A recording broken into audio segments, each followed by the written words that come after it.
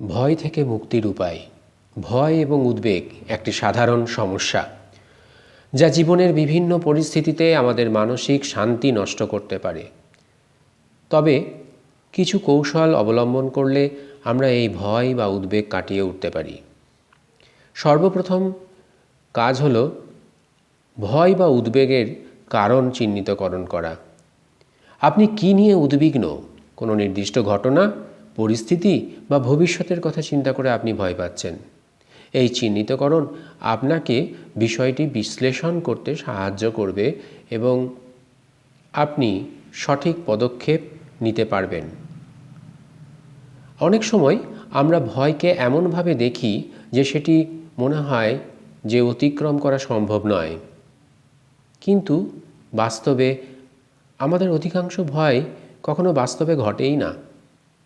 আপনি যদি প্রতিটি ভয়কে একটি চ্যালেঞ্জ হিসাবে দেখেন, তাহলে তা মোকাবিলা করার সহজ হবে। ভয়ের প্রতি পজিটিভ দৃষ্টিভঙ্গি নিয়ে সামনাসামনি হন।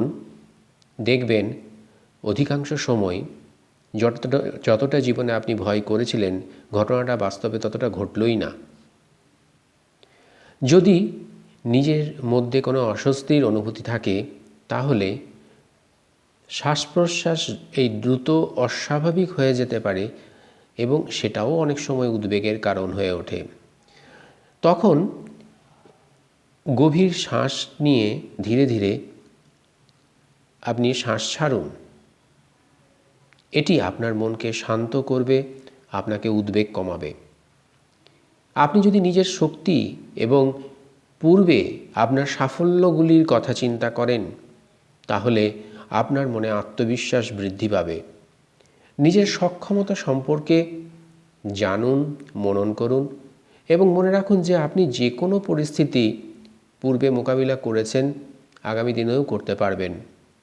এই বিশ্বাসটুকু রাখুন। প্রয়োজনে ধ্যান বা মেডিটেশন করলে ভালো হয়। প্রতিদিন 10 থেকে 15 মিনিট যদি ধ্যান করেন, শ্বাস প্রশ্বাসের ব্যায়াম করেন, এটি আপনাকে বর্তমান মুহূর্তে থাকতে সাহায্য করবে এবং ভয় বা উদ্বেগজনিত সমস্যাগুলি থেকে মুক্তি পেতে সহায়ক হবে। নিজেকে ইতিবাচক চিন্তায় অভ্যস্ত করুন। যতবার ভয় বা উদ্বেগ আসবে, ততবার নিজেকে মনে করিয়ে দিন যে এটা সাময়িক এবং আপনি এতে জয়ী হতে পারবেন যদি চেষ্টা করেন। আপনি যা ভয় পাচ্ছেন তার বিপরীত পজিটিভ চিন্তা করুন। আপনার যদি মনে হয় কোনো কাজ করা আপনার দ্বারা সম্ভব নয়, নিজেকে বলুন, আমি এটি করতে পারবো এবং এই ভয়কে কাটিয়ে উঠবই। এইরকম পজিটিভ চিন্তা আপনাকে সাহসী করে তুলবে। নিজের শরীরকে রিল্যাক্স বা বিশ্রাম দিন।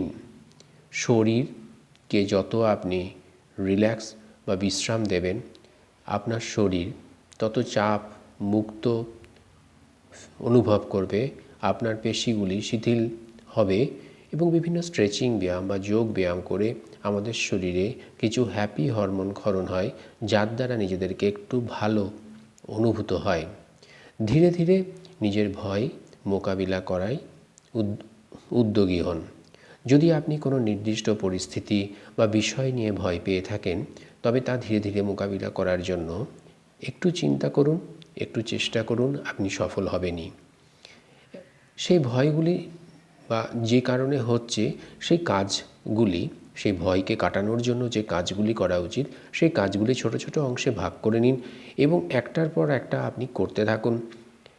আপনি যতটা সম্ভব দেখবেন আত্মবিশ্বাসী হয়ে উঠবেন কাজগুলি করার মধ্যে দিয়ে এবং বুঝতেই পারবেন না যে কখন আপনার ভয় কেটে গেছে এবং আপনি সফলতার দিকে এগিয়ে চলেছেন জীবনে।